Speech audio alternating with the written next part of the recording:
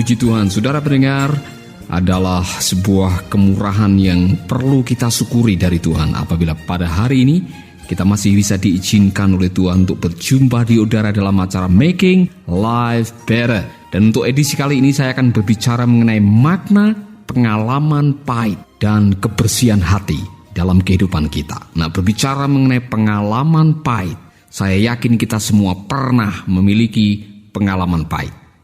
Mengalami pengalaman pahit merupakan bagian dari proses sekolah kehidupan.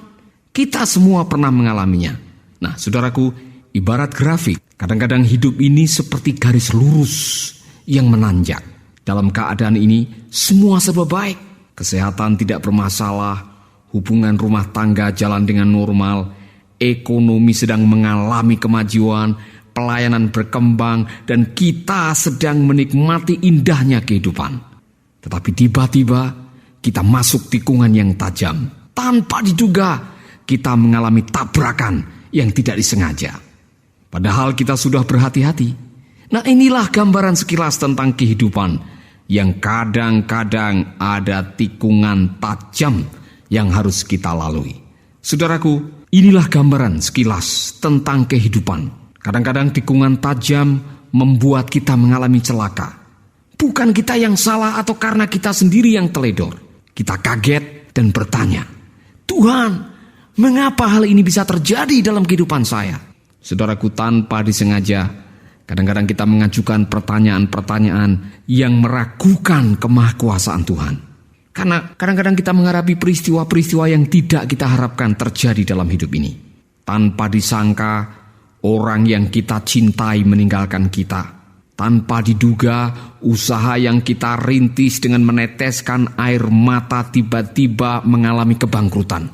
Tidak pernah kita memikirkan bahwa teman-teman yang selama ini menjadi rekan dan sahabat dekat kita tiba-tiba menggosipkan, memfitnah, menyerang, dan meninggalkan kita. Kita kehilangan dan ditinggalkan. Kita terpojok dan mulai bertanya-tanya, mengapa saya mengalami semuanya ini? Apakah yang salah? Tuhan, apa dosa saya? Saya yakin kita semua pernah mengalami tikungan tajam dalam hidup. Saya percaya itu semua adalah bagian dari sekolah kehidupan di mana Tuhan sedang mengajar kita untuk bertumbuh. Karena apa, saudaraku? Karena Tuhan lebih tertarik dengan kedewasaan saudara dan saya daripada dengan kesenangan. Itulah sebabnya ada bagian-bagian yang kadang-kadang menjadi bagian kesenangan hidup kita diambil atau hilang gara-gara musibah, gara-gara malapetaka, gara-gara pengkhianatan. Tetapi dibalik semuanya itu, sebetulnya Tuhan sedang melakukan sesuatu dalam kehidupan kita. Saudara yang dikasihi oleh Tuhan, jika pengalaman pahit adalah bagian dari ujian sekolah kehidupan, maka yang perlu kita lakukan sebagai seorang murid sekolah kehidupan yang baik adalah bersiap-siap untuk menghadapinya, bukan malah menghindarinya. Menghindari ujian berarti menolak kenaikan kelas. Ingat baik-baik waktu kita menghadapi ujian di sekolah. Kita harus menghadapinya. Ini adalah keharusan, bukan pilihan, saudaraku. Marilah kita memahami bahwa Alkitab juga mengajarkan bahwa pengalaman pahit atau namanya pencobaan, ataukah itu namanya pergumulan hidup, atau apa namanya itu adalah penderitaan atau aniaya, itu menolong kita untuk mencapai tujuan yang baik di dalam kehidupan kita. Itulah sebabnya Amsal Soleman mengajarkan kepada kita, bilur-bilur yang berdarah membersihkan kejahatan, dan pukulan membersihkan lubuk hati. Dalam bahasa Inggris ditulis, the blueness of wound cleanse away evil. So do stripes, the inward parts of the belly. Dalam terjemahan yang lain dikatakan, stripes that wounds cleanse away evil, and stroke reach the innermost part. Bilur-bilur itu membersihkan kita dari kejahatan dan dosa yang pernah kita lakukan. Apakah benar? Apakah memang ada makna dari pengalaman pahit yang kita hadapi dalam hidup ini? Saya yakin benar, saudaraku. Mari kita akan jujur dengan kehidupan kita masing-masing. Kalau kita mau menelaah kembali, melakukan introspeksi masa lalu kehidupan kita, pasti ada pengalaman-pengalaman pahit. pengalaman pahit dalam hidup ini, saudara, memang kadang-kadang diizinkan oleh Tuhan terjadi untuk sebuah maksud. Seorang penafsir pernah mengatakan begini, "Some men must be beaten black and blue or must have very sore correction before they can be reclaimed and reformed from their evil ways." Ada orang-orang tertentu yang memang harus dipukul, dicambuk sampai babak belur dan menghadapi sebuah pengajaran, pelajaran, koreksi dalam kehidupan supaya orang itu berhenti dari perbuatan jahat. Nah, Tuhan kadang-kadang mengizinkan kita menghadapi babak belur sebagai proses koreksi, sehingga kita menyadari bahwa ada hal-hal yang salah yang telah kita praktekkan dalam kehidupan ini. Seorang pernah mengatakan, "Sanctified affection to God's people are the means of purging away their iniquities, their dross, and their sins." Yang artinya, bagi umat Allah, penderitaan merupakan cara Allah untuk membersihkan kita dari kesalahan dan dari dosa-dosa. Kadang-kadang disiplin dan hukuman harus mendahului pertobatan.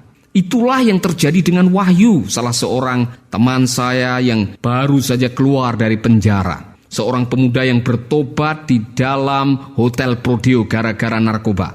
Wahyu tidak pernah merasa bersalah waktu main perempuan, waktu dia berzinah, waktu dia menjual perempuan di kompleks lokalisasi di daerah Malang. Ia tidak pernah merasa berdosa waktu dia memakai narkoba dan menjual narkoba sehingga membunuh masa depan generasi muda itu. Ia tidak pernah menyadari bahwa apa yang dilakukan adalah salah sampai dia digebuki oleh 7 polisi dan harus meringkuk di penjara selama 2 tahun.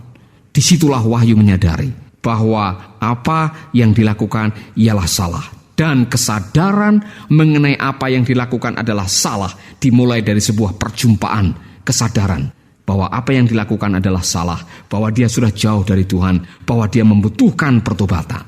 Memang ada orang-orang tertentu yang harus dihajar lebih dahulu, baru kapok. Saudaraku, memang ada orang yang ditegur dengan ringan, baru dipelototin dengan mata saja sudah menyadari bahwa apa yang dilakukan itu salah. Sama seperti anak-anak kita yang memiliki perangai yang berbeda dan juga cara mengoreksi yang berbeda pula. Ada yang dengan harus ditegur langsung, baru berhenti dari berbuat salah. Ada yang harus digebuk dulu dengan rotan, baru dia menyadari bahwa apa yang dilakukan itu tidak benar. Harapan saya, semoga kita menjadi orang-orang yang peka dengan perbuatan dan karakter kita masing-masing. Kalau ada yang terasa mulai melenceng dari jalan kebenaran, saudaraku, marilah kita sadar dan segera bertobat. Memang sadar saja tidak cukup, harus segera disertai dengan perubahan. Menyesal saja belum lengkap, harus disertai dengan pertobatan. Satu kali saya pernah mendengar seorang pendengar radio menelpon dan minta bantuan doa.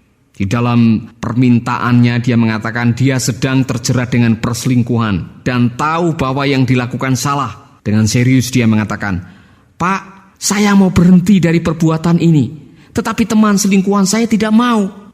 Saudaraku, dalam keadaan seperti itu doa sejuta orang pun tidak mempan. Kalau si pelaku sendiri tidak punya niat beranjak dari penyesalan menuju kepada pertobatan.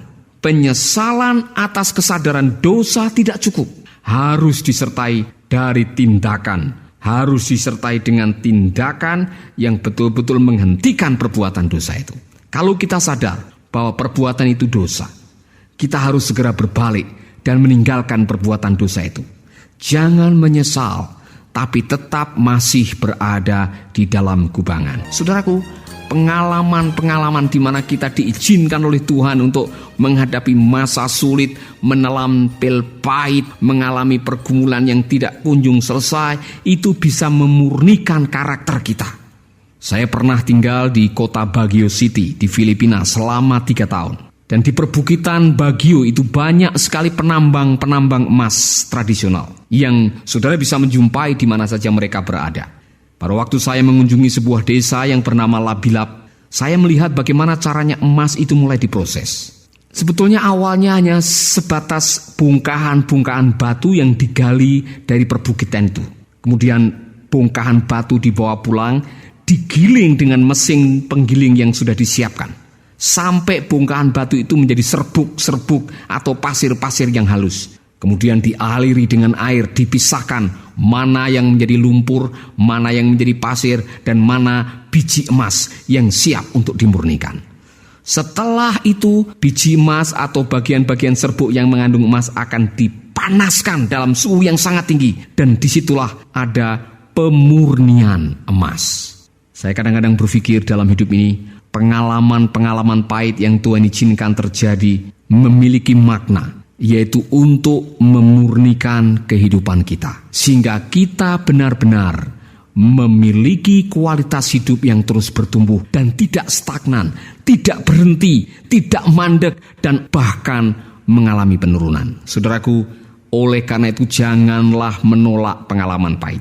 Oleh karena itu janganlah takut terhadap pengalaman-pengalaman yang tidak menyenangkan, karena selama kita hidup, kita akan berjumpa dengan pengalaman-pengalaman itu. Mungkin saudara mengatakan, waduh Pak, terlalu banyak pengalaman pahit yang saya hadapi. Aduh Pak, saya tidak siap untuk menghadapi yang berikutnya. Tapi saya harus mengatakan jujur dengan saudara, satu-satunya halangan yang menghalangi burung terbang di udara dengan cepat adalah udara. Tetapi kalau udara ditiadakan, burung tidak bisa terbang dengan lancar.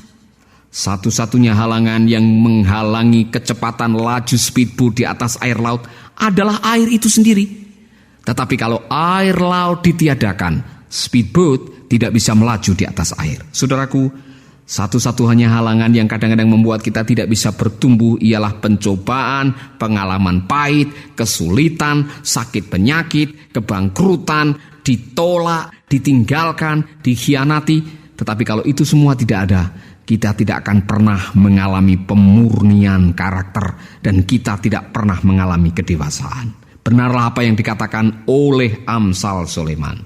Bilur-bilur yang berdarah membersihkan kejahatan dan pukulan membersihkan lubuk hati.